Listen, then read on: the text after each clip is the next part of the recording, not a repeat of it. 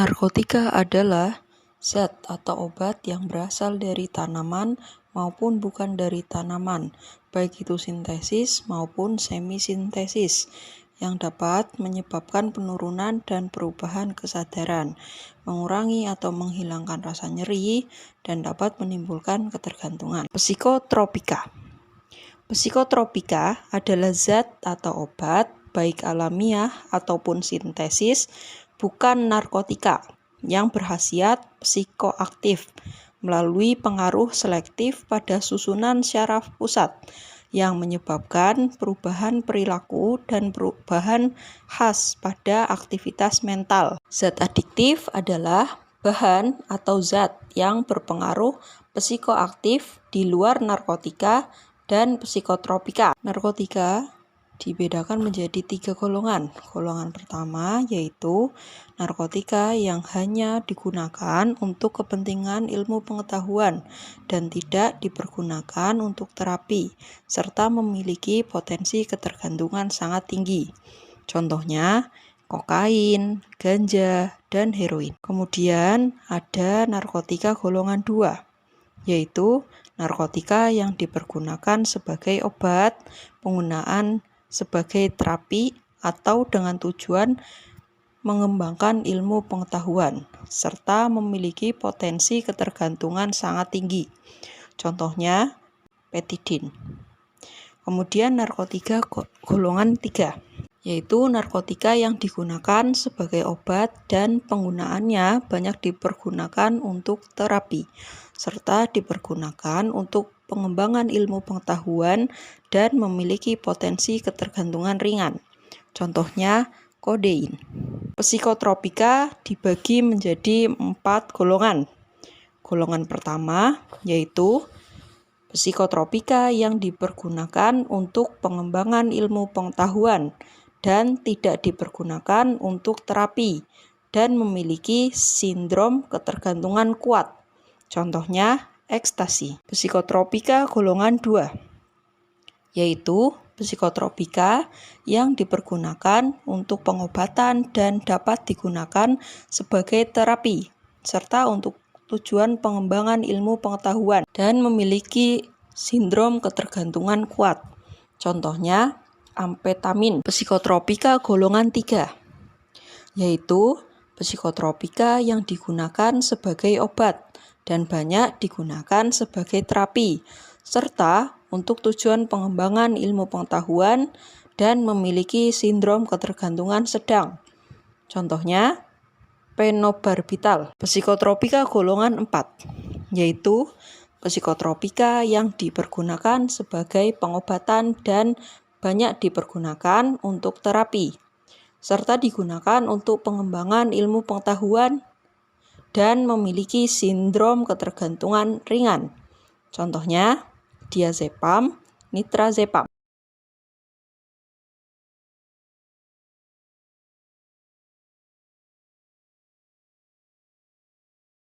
Minuman beralkohol yang mengandung etanol etil alkohol yang berfungsi menekan susunan saraf pusat dan jika digunakan secara bersamaan dengan psikotropika dan narkotika maka akan memperkuat pengaruh di dalam tubuh. Ada 3 golongan minuman beralkohol, yaitu golongan A dengan kadar etanol 1-5%, golongan B dengan kadar etanol 5-10-20%, 5-20%, golongan C kadar etanol 20-45%.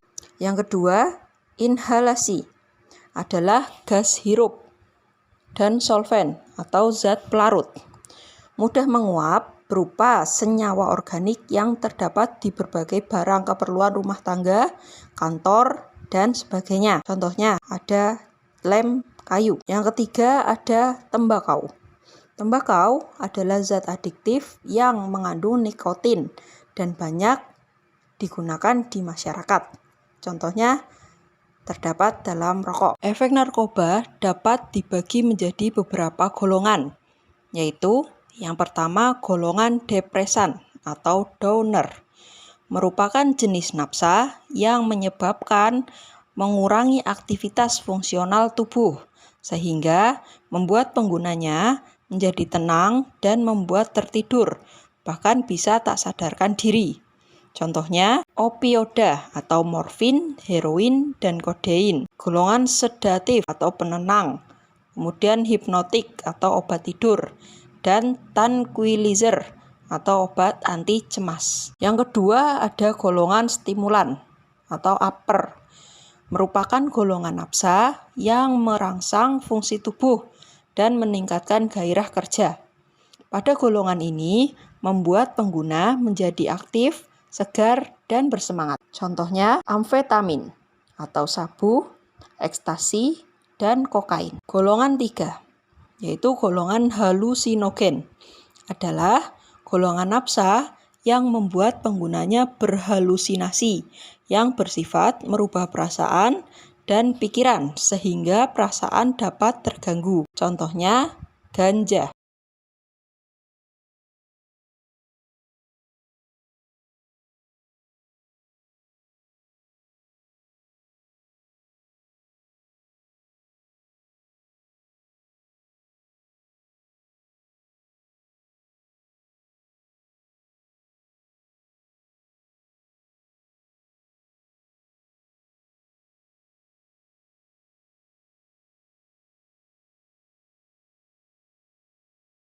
Sakau alias putus obat adalah gejala tubuh yang terjadi akibat pemberhentian pemakaian obat secara mendadak atau akibat penurunan dosis obat secara drastis sekaligus.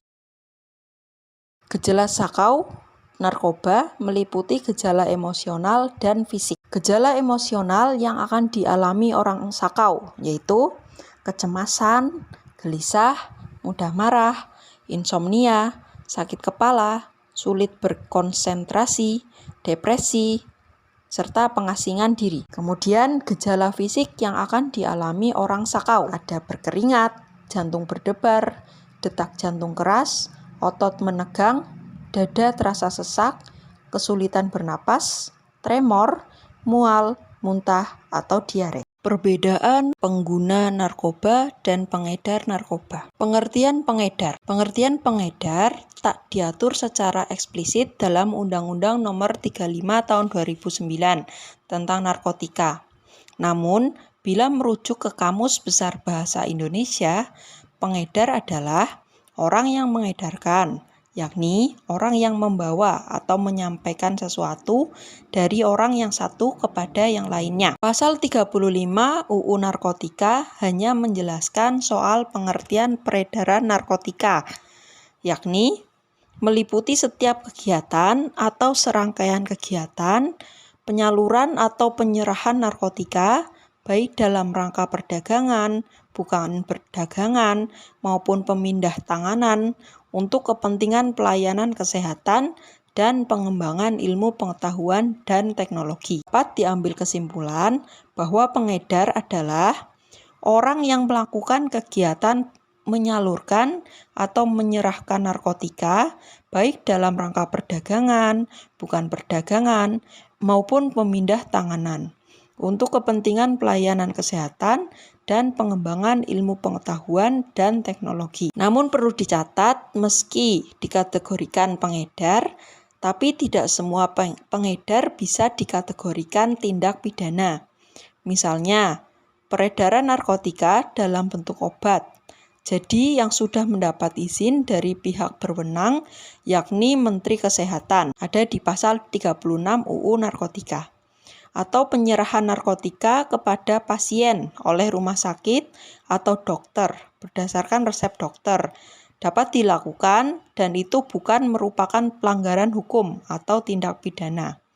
Ada di pasal 43 dan 44 UU Narkotika. Pengguna narkotika menurut UU Narkotika dibagi menjadi dua sebagai berikut.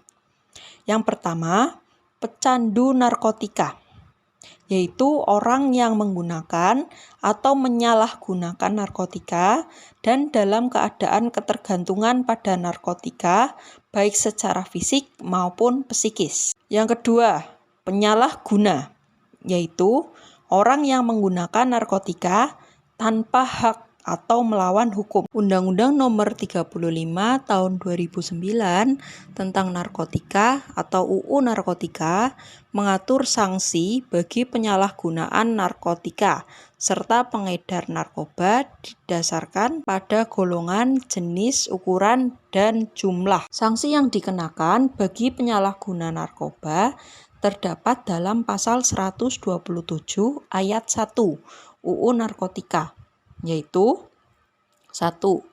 Narkotika golongan 1 bagi diri sendiri dipidana dengan pidana penjara paling lama 4 tahun. 2. Narkotika golongan 2 bagi diri sendiri dipidana dengan pidana penjara paling lama 2 tahun. 3. Narkotika golongan 3 bagi diri sendiri dipidana dengan pidana penjara paling lama 1 tahun.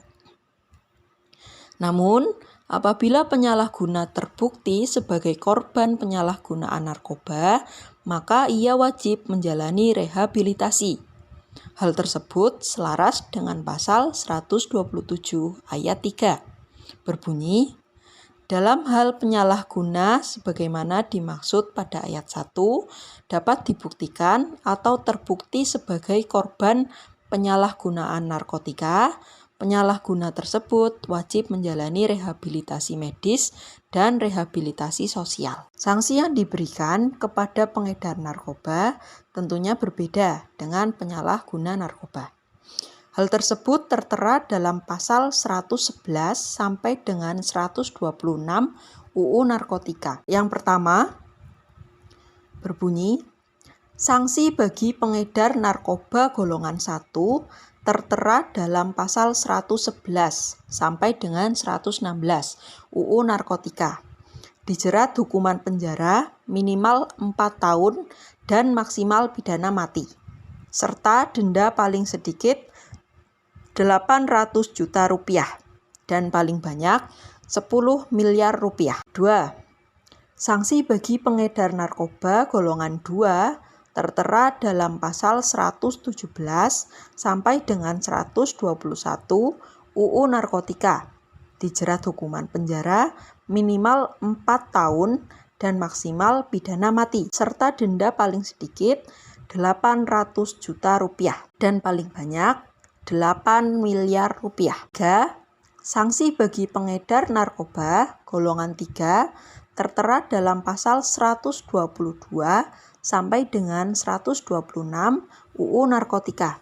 Dijerat hukuman penjara minimal 2 tahun penjara dan maksimal 12 tahun penjara, serta denda paling sedikit 400 juta rupiah dan paling banyak 5 miliar rupiah. Seseorang yang langsung mengkonsumsi narkoba atau menjadi pecandu narkoba dapat dilakukan pemulihan dengan dilakukan rehabilitasi. Adapun beberapa tahap rehabilitasi yang umumnya dilakukan, yaitu yang pertama pemeriksaan. Pemeriksaan dilakukan oleh dokter untuk melihat seberapa besar seseorang sudah kecanduan narkoba, efek samping yang sudah dialami, dan pemeriksaan depresi yang ditimbulkan dari penggunaan narkoba.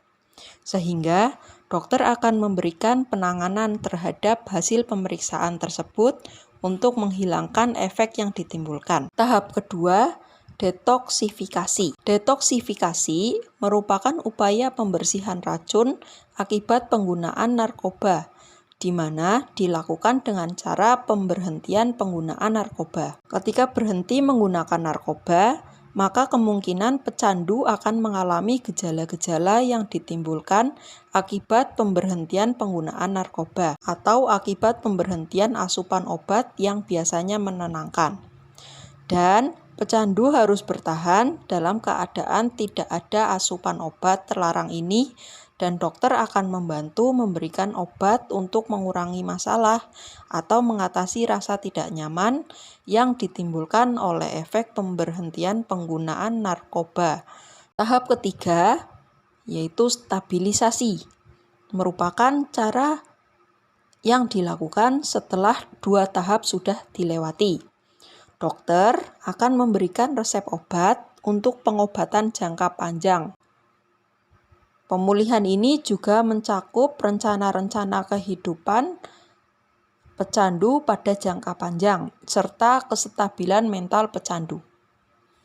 Tahap keempat, yaitu ada dukungan orang sekitar. Berkomunikasi dengan orang dekat tentang masa pemulihan dari penggunaan narkoba dapat membantu dalam mengalihkan keinginan untuk kembali terjerumus dalam penggunaan narkoba. Pilihlah seseorang yang dapat dipercaya, seperti keluarga dan teman dekat, yang mungkin dapat membantu dalam pemulihan.